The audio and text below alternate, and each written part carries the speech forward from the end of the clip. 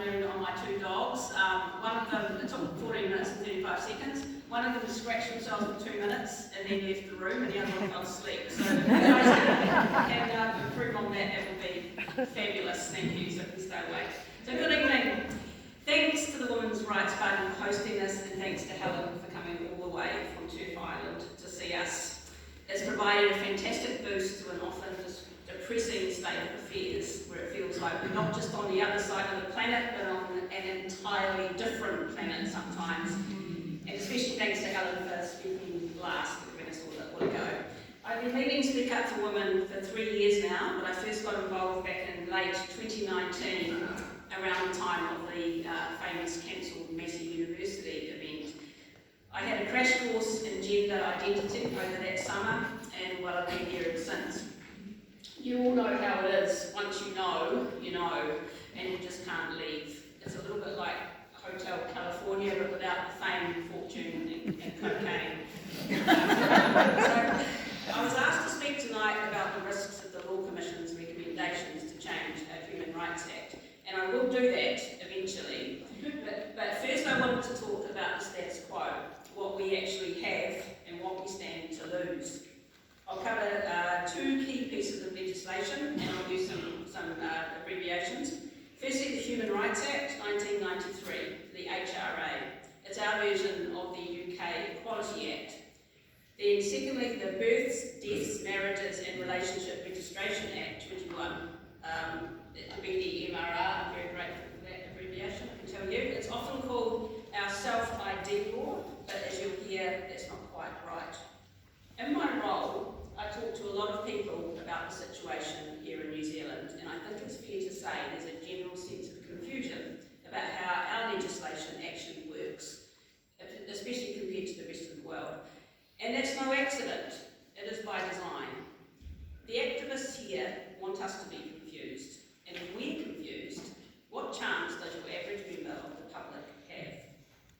The Human Rights Commission are tasked with looking after the HRA, the HRC, we'll call them. In theory, they are the experts. They have been misrepresenting our laws for at least a decade. They are the activists, and they have been exceptionally successful. So, the HRA. The HRA is our anti-discrimination legislation. As I said, it's pretty similar to the Equality Act. In the UK, it's probably based on it, I imagine, as opposed to the Australian legislation, which is quite different to both UK and New Zealand.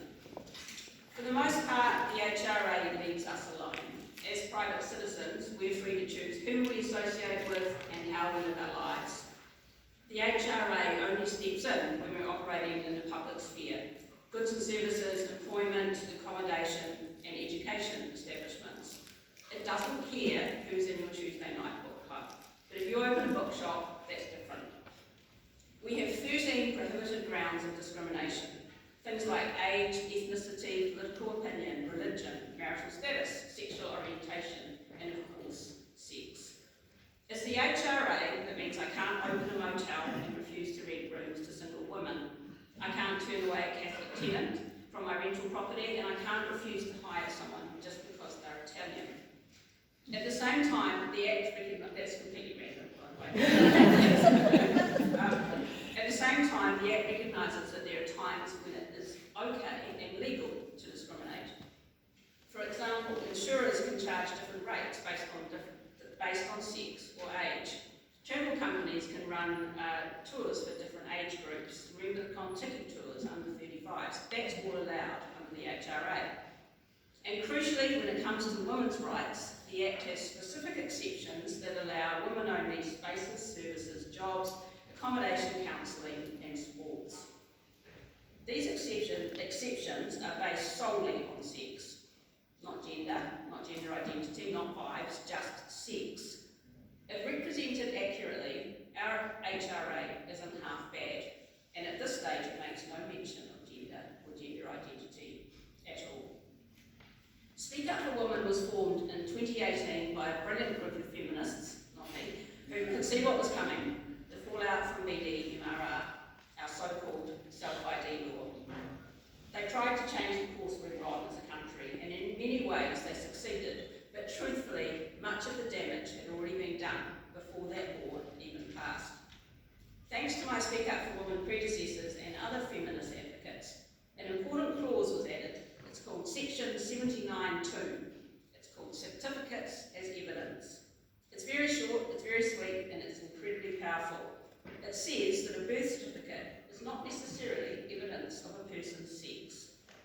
Other relevant information can be used to determine someone's sex, including things like our eyes and our ears. The BDMRR has turned birth certificates into vanity documents, and in many ways, calling itself ID gives it way more power than it actually deserves. But as much as we dislike the BDMRR for what it symbolises, it does not change a person's sex in a legal capacity. So, with the law technically on our side, why is it still so hard to maintain women-only services spaces in sports? In short, because there is a complete mismatch between our laws and our policies. We have public service guidelines, police guidelines, custom guidelines, statistical guidelines, employment guidelines that all contradict the relevant legislation. We see examples every day, and that is where Speak Up for Women have been working. We have been endeavouring to bring our policies back to where our legislation sits. A good example, and an item on our current hit list, is the Search and Surveillance Act. It covers, amongst other things, strip searches by police and customs officers. The Act is pretty straightforward in this respect. It says that a person must be searched by an officer of the same sex. Yet the policies issued by customs and police make no mention of this and jump straight to gender identity. The most likely scenario is that a female police officer will be forced to strip search a male suspect. So how did this happen? Why are our government agencies so far removed from our laws and from reality? Well, nearly 20 years ago, Georgina Beyer, our first transgender MP, proposed adding gender or gender identity to the Human Rights Act. Importantly, Georgina didn't propose changing the sex-based exceptions to parts to protect women. Instead of this going through Parliament in the normal fashion, the draft bill went to Crown Law, the government's lawyers, for an opinion. Basically, an is this even necessary kind of check before going through Parliament. Crown Law said no. They said protection was already covered under sex. And it is. Here's the logic. Imagine a man applying for a job, say a bus driver. It's not a sex-specific role, but he dresses in a way that might be considered gender non-conforming and is perhaps trying to pass as a woman. He doesn't get the job, and the reason given is how he presents. Crown Law said that that is discrimination based on sex, because he's been discriminated against for not conforming to stereotypes for his sex. He doesn't look how society says he should look for a man. That is discrimination, and that is how the law should work. That sort of discrimination should not be allowed. The Crown Law opinion wasn't about legal recognition of as the opposite sex. It was about sex stereotypes. So that was in 2006, and obviously much has changed, but men still can't be women. And in recent years, the Human Rights Commission have picked up that Crown Law opinion and they've run with it. They've twisted it, they've changed the context, they've started telling government agencies, councils, employers, anyone who asks, anyone who will listen, that it's unlawful to exclude trans-identified males from women's spaces. The FAQs on their website were clear, and trans women were women. Our previous Human Rights Commissioner even believed that men could be lesbians. After pressure from Speak Up for Women, the Commission quietly added a disclaimer stating that their guidance isn't to be considered legal advice. This does beg the question, if the HRC isn't able to give legal advice on the HRA, then what purpose do they serve? And who can give legal advice on the HRA? But anyway, the disclaimer aside, the damage was done. Organisations that quite rightly relied on the HRC for guidance were misinformed, and women have paid the price.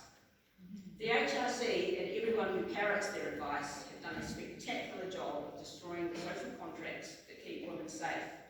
Because although we have kept the laws, we've lost that social contract, and somehow we're the villains for noticing. Our society runs on these unspoken agreements. We don't have rules for everything. In many cases, we only rely on common sense.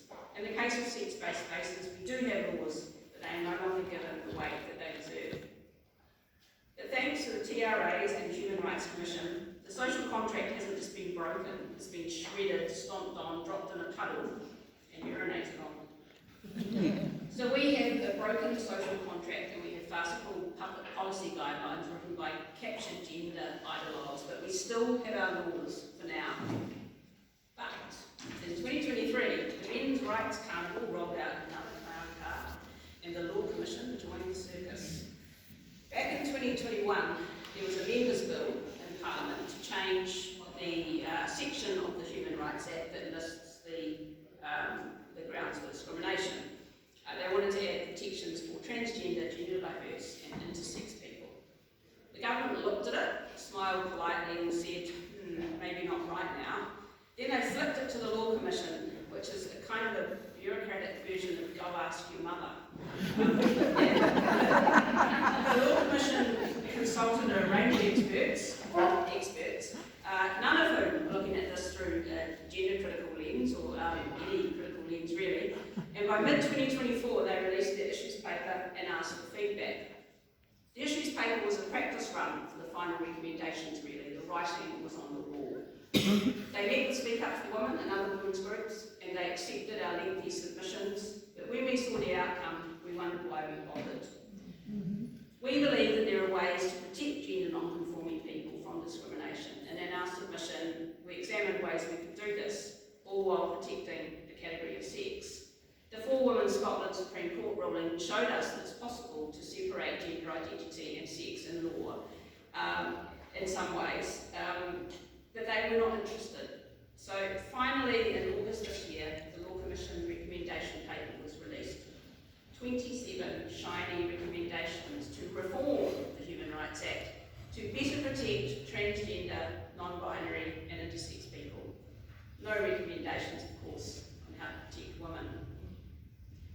What we do know from the extent of the recommendations is that the current law does actually allow for single-sex spaces, services and sports, because if it didn't, then it wouldn't need to be changed. This also tells us that we need to keep fighting to have our current laws upheld. So, back to the original question, what are the risks for the law, of the Law Commission's recommendations? In short, everything. Everything is at risk. The loss of single-sex spaces of women's sport, privacy, safety, fairness, all of it is on the line. Even the ability to discuss it is on the line. That's why I spent my time tonight talking about what we already have, because before we can defend it, we have to understand it. We have to know what's ours and what they're trying to take. If these recommendations are adopted, we won't just lose a few clauses in the Act. We'll lose the legal backbone of women's rights in New Zealand, the protections that generations of women have fought for. And once it's gone, it won't be easily won back. So we have to hold the line, because no one else is going to do it for us. So what can we all do? What does holding the line look like? The best thing we can all do is to understand the legal position better than the person that we're arguing with. Then we need courage, and I know there's plenty of that in this room. Take a risk and start broaching gender issues with your workmates, parents at school, people in your sports teams and clubs. The tide is turning, and as someone who is a known TERF in my community, I can tell you that people are really starting to want to talk about this stuff. They all have a story. They all know someone. Start with males and women's sports.